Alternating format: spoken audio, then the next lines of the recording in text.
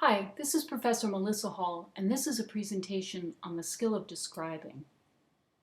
One of the essential skills you'll learn in this class is how to describe a work of art. A good description requires descriptive detail, thoughtful analysis, and a guiding thesis about the work's meaning or purpose. Often describing a work of art can lead us to a conclusion about its meaning.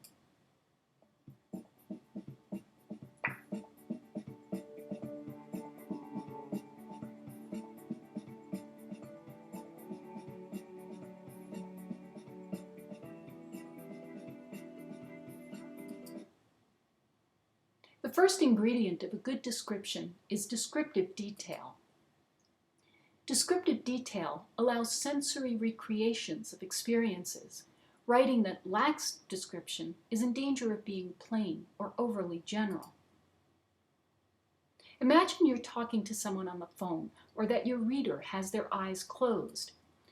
Your job is to bring the image to life so your reader can see it without looking at the picture.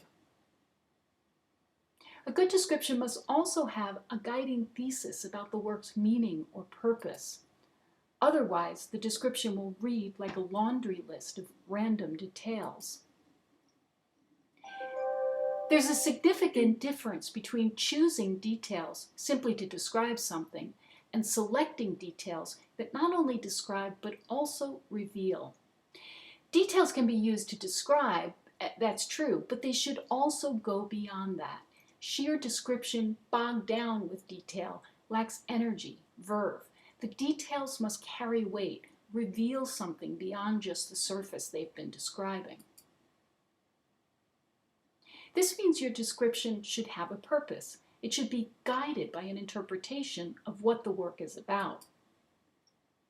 Your description should persuade your reader to see the work the way that you do. But your opinion shouldn't be just a personal response. It must be informed by art historical knowledge and supported with facts and examples. Another thing to keep in mind is the difference between telling and showing. Showing versus telling is an important aspect of creating effective description.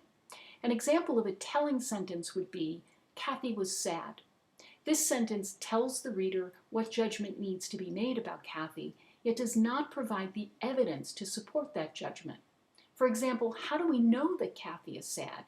How is she behaving? What does she look like?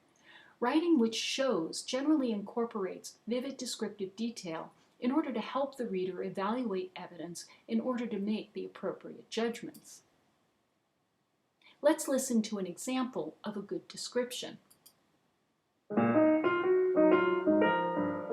We're in the National Gallery in Washington looking at a lovely little Fra Filippo Lippi of the Madonna and Child from about 1440. I suppose this just is so lovely to me. The beautiful, soft curves of the headdress that she's wearing framing her face. There's a kind of pathos in her face. The Madonna's so often shown beautiful but troubled, but here her sense of fear and sadness comes across in such an incredibly tender and intimate way. Yeah. The way her hand holds him back protectively. Yeah. This is that terrible, poignant moment. And looks out at us, too, in a sort of way of saying, we all know what's going to happen. We all know what this means, but look at the price that I pay for this as a mother. A little scorn. The other thing that Describing works of art can be challenging, but you'll be practicing this skill throughout the semester. And your first essay will challenge you to apply the skills you've learned. So thanks for listening.